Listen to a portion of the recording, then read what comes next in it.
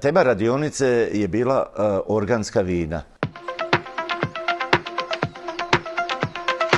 Organska vina prema uredbi Europske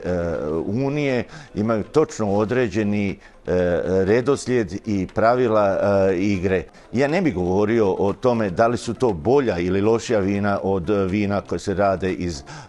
konvencionalne proizvodnje, nego jednostavno to je jedan stil, odnos prema prirodi, odnos prema samome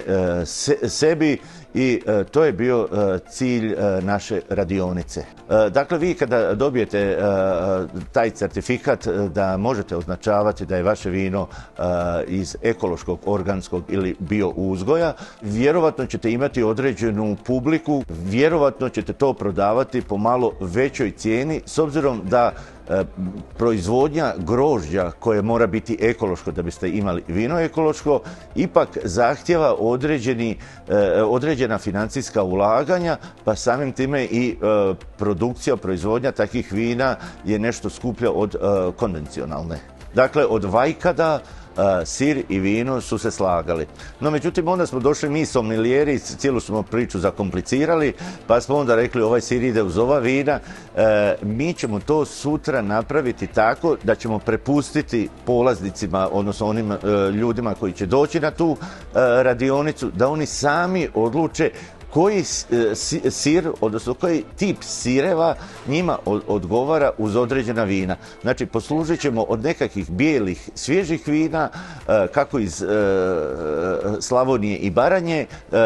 Zagorja, Dalmacije, pa sve do teških vina kao što je Plavac mali, odnosno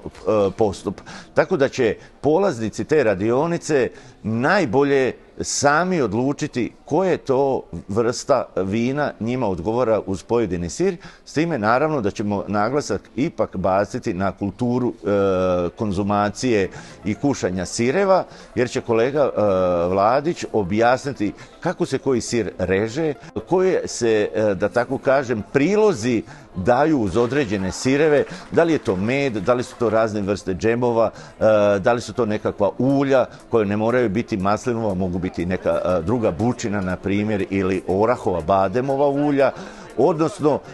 koje orašaste plodove uz koji sir ide najbolje.